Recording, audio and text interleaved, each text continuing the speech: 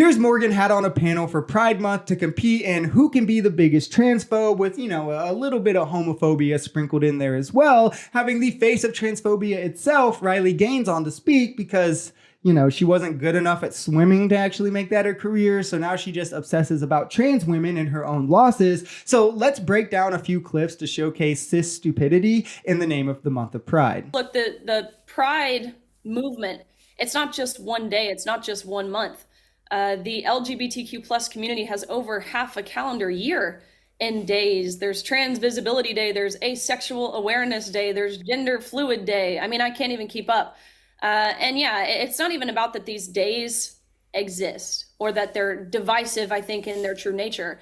The problem is, just as you said, the backlash, the risk, the threats that we face if we don't participate. Now, to be clear here, there's not one nationally recognized LGBTQ holiday. The only people who know about the holidays are the LGBTQ community, those people who are supportive of the community and agree that, yes, they deserve to have days of recognition, or people like Riley Gaines who spend their pathetic lives obsessing about them, which, I mean, is sad. If Christians get multiple holidays, the LGBTQ community should at least have one nationally recognized as well, which, by the way, is something that Riley Gaines would never mention. We don't have a national religion. Plenty of people feel divided around Christianity, yet she's not speaking about those holidays being decisive and those are actually nationally recognized. It's all a farce to say, I don't think these people should have anything. She's just not brave enough to say that, so she has to beat around the bush as much as she can. That's what she really thinks, which, I mean, if we're just floating ideas around here, I don't know. I don't think people who can barely crack the top 5 in their sport should get participation trophies or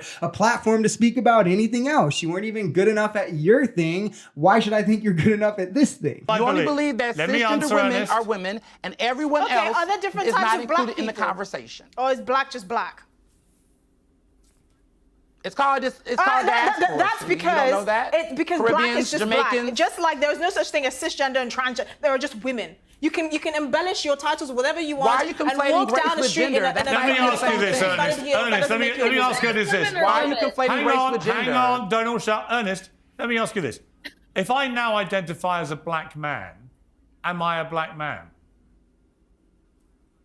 Why are you conflating race with gender, Piers? I'm just asking you a question, Ernest. That's intellectually dishonest. If I identify... That's intellectually dishonest. Maybe, but it's a question you don't want to answer, isn't it? Asian, Jamaican, African, Nigerian, Kenyan, Moroccan, Ethiopian, like the list goes on and on and on of the different groups of black people. And it's hilarious that he also directly answered that question and she tries to steamroll over it like he didn't or there's no answer to it. But he's also exactly correct in the other sentiment he expressed. It's intellectually dishonest to compare race to gender. Race isn't about identity, it's about how you look. Gender is about identity, how you feel, the roles you're comfortable being prescribed, the social expectations you want to open yourself up to. The fact that none of these people have the base IQ necessary to understand sociology is astounding. And by the way, this panel is a first-class example of why Pride Month is needed, why these holidays are needed, because people still gravely misunderstand this community and use that ignorance in a way that is harmful to them and their inclusion in society. If you enjoyed this video, we're Social Society. We're a commentary channel influenced by politics, society, and the economy.